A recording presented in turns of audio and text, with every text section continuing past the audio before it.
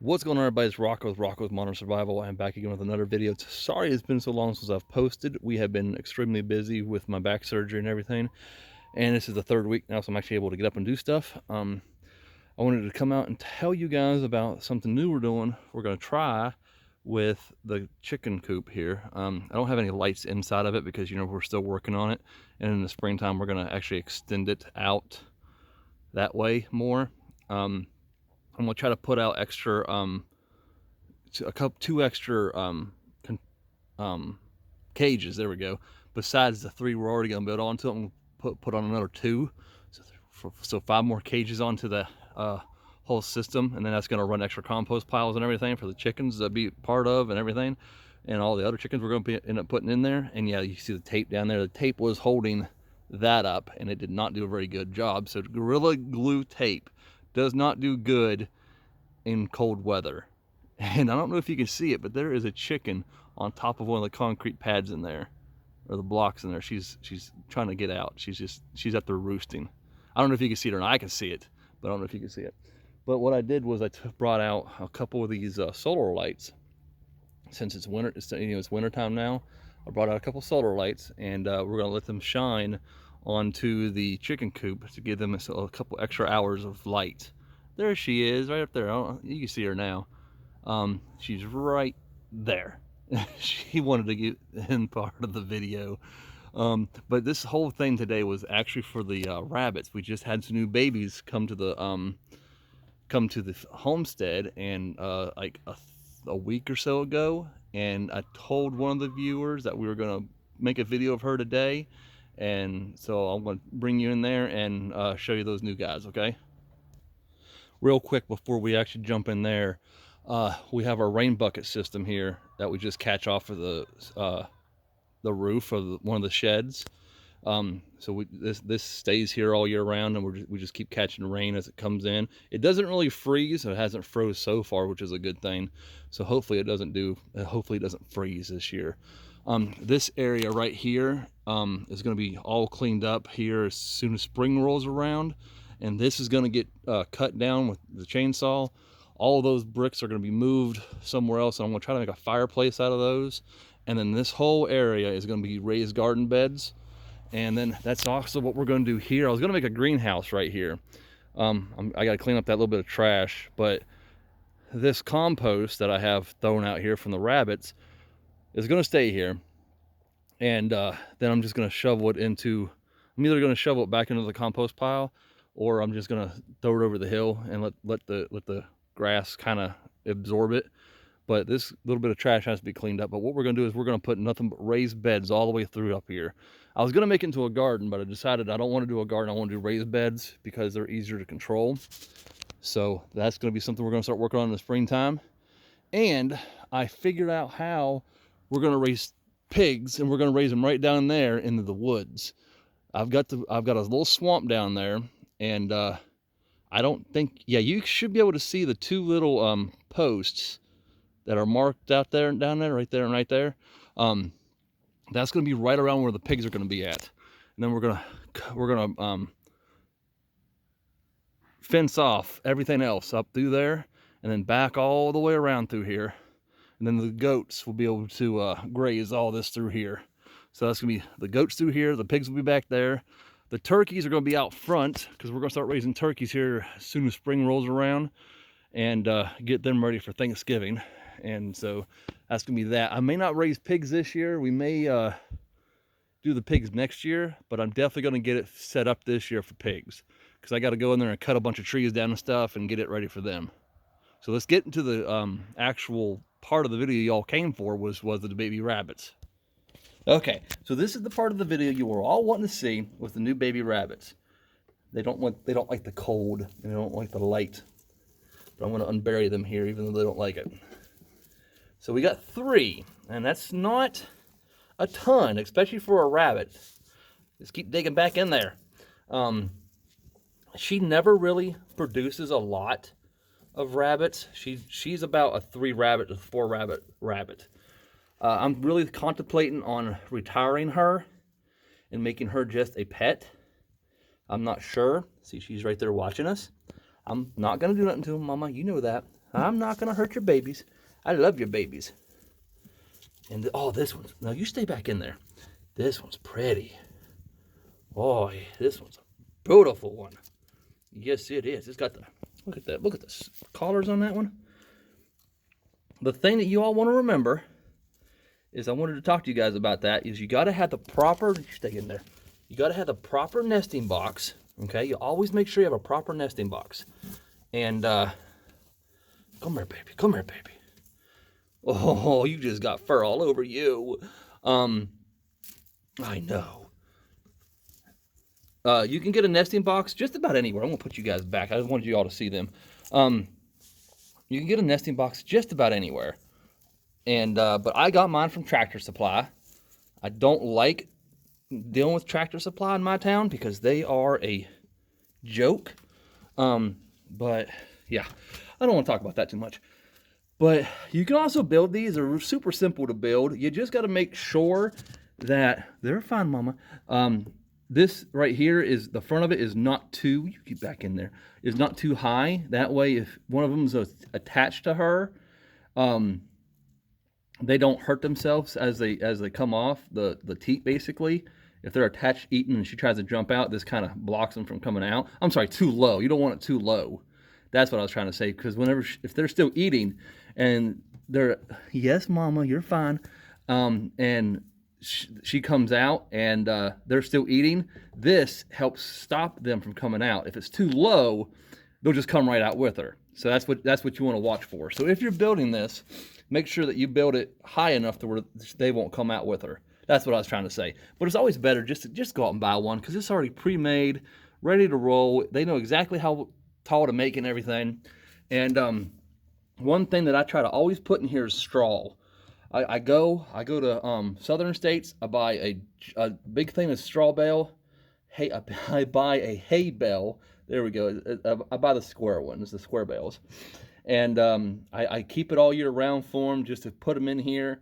I keep it for the chickens to give them extra straw and stuff whenever they need it. I got some hair on me.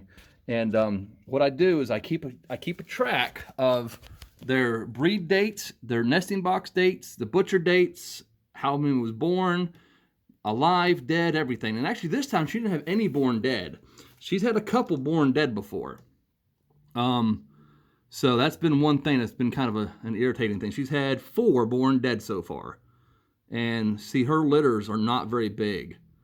So that's been one thing that I need to write down about this litter, because we have not written anything down about this litter yet. And like I said, this is like the second day I've been downtown. I know, I'm putting it back. I'm sorry, she's freaking out because I haven't put it in the back yet. But go to Nesting Box, go to Harbor Freight. Go to Tractor Supply, get a nesting box. Walmart may have them, I don't really know. But definitely go get a nesting box. They do chew on them sometimes right there. The babies will definitely chew as they get older. They like to sit on top of it and everything. You can see that they have kind of stained that some from peeing on it. Babies will pee everywhere. They don't really have a particular spot they like to go. They just go into the go. I keep straw back here in her extra little area. She has poop back here, so I need to clean this out. But I'm not going to do it today. I'll probably do it tomorrow. So we'll probably dig all this out and we'll put more straw in here. The biggest thing is just make sure that you keep track of her breed dates and everything, because 28 to 32 is what I like to go days, to make sure that if she's bred on like day 1, go to day 30, and that's what you should be looking for a nesting box day. Okay, I always put my nesting box in there about day 27 to 25 just to make sure. Okay, and that way you're never missing a day. With a system like this, you don't really mess up. All right, we're gonna shut them up in there so they can stay warm. They have their own whole little area, so she likes it in there. So the biggest thing is just make sure that you're keeping track of their days, because you do not want her to have her babies on the ground. All right. That's one thing you don't want to have, and it's really messy in there. Ignore that. She has just been tearing stuff up lately. I don't know why. You see the blue in the background? It's actually connected. It's a tarp. It's connected to the underneath, and it catches all the waste.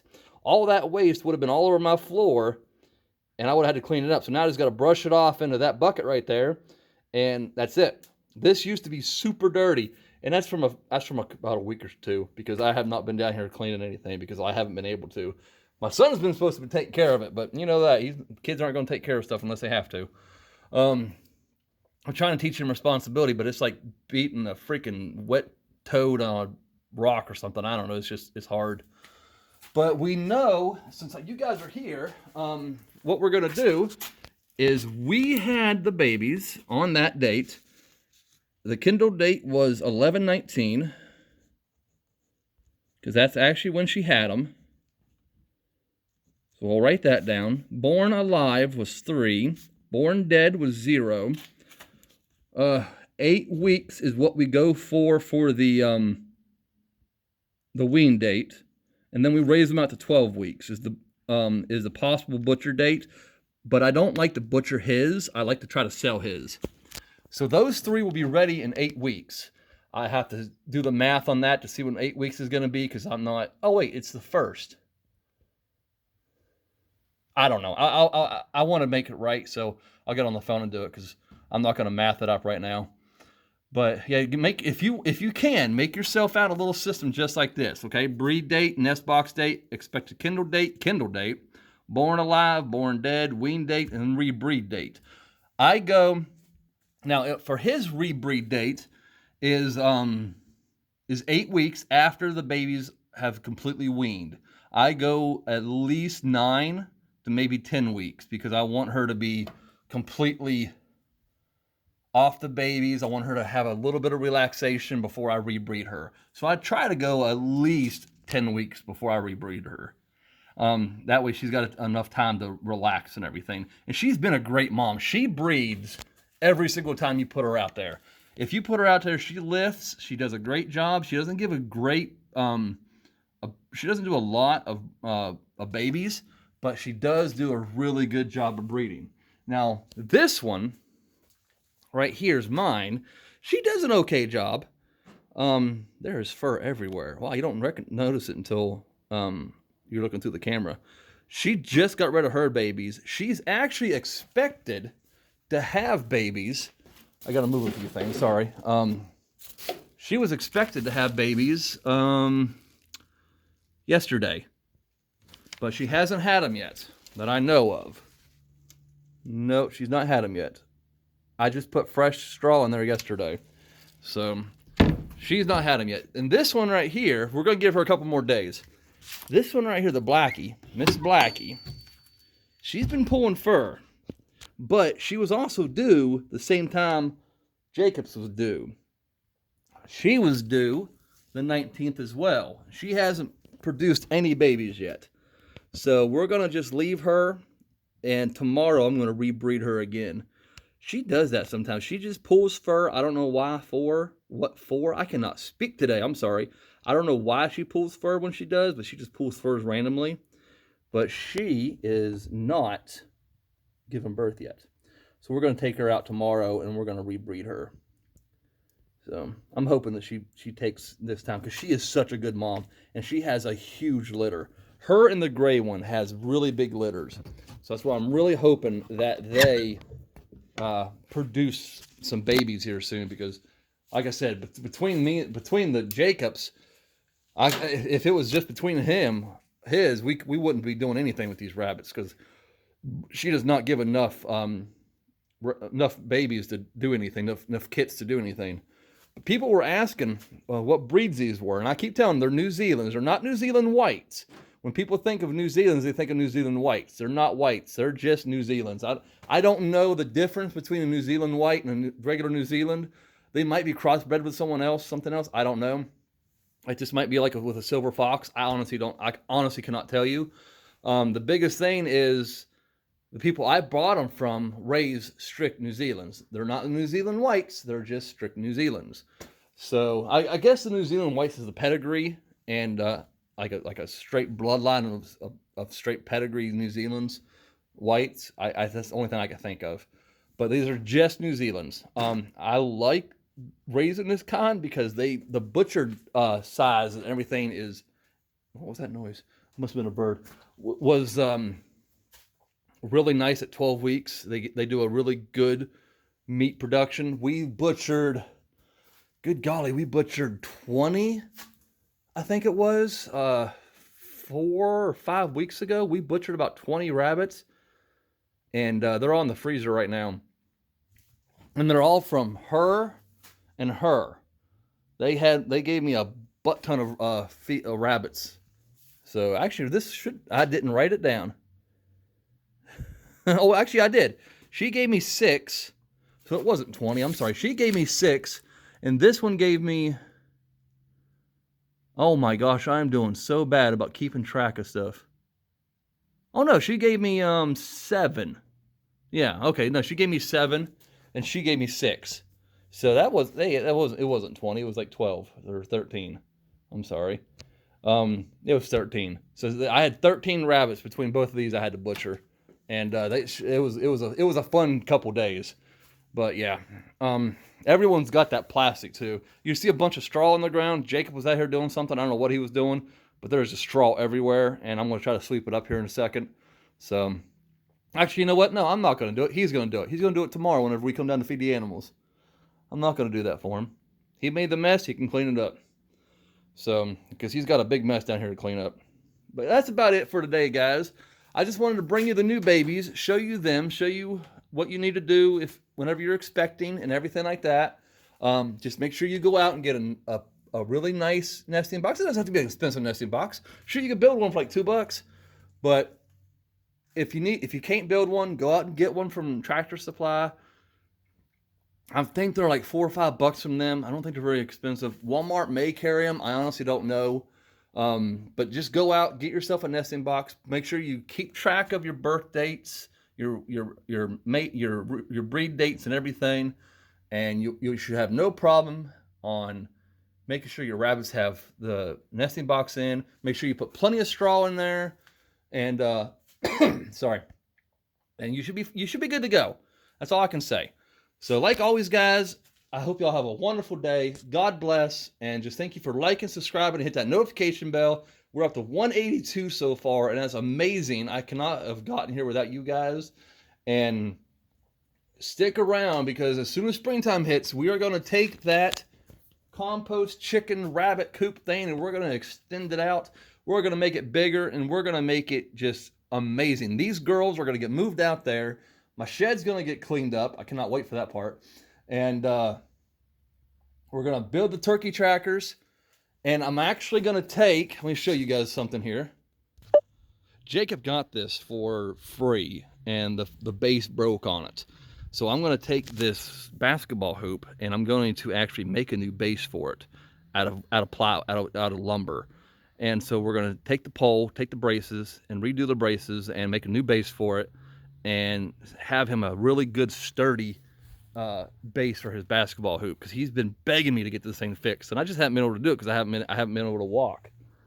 And so now that I can walk again, I've been looking up some ideas for it. So I got some ideas for it, and I'm gonna sit down, and as soon as I'm able to, in about 4 weeks, as long as I get some pretty weather, I'm gonna start working on him a new base. So he'll have it.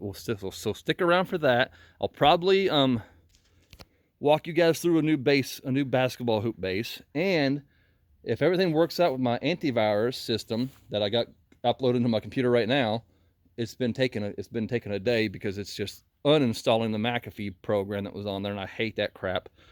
So as soon as the new stuff works, if it lets me back on my editing software, we're going to be putting a camera in the chicken coop, so we can actually watch those guys all the time. So, like always, guys, thank you for watching, subscribing, notification bell. We're not close to 1,000, but we're slowly climbing. So I just really hope that we get there one day, and I will talk to you all later. Have a wonderful day, and stay safe out there.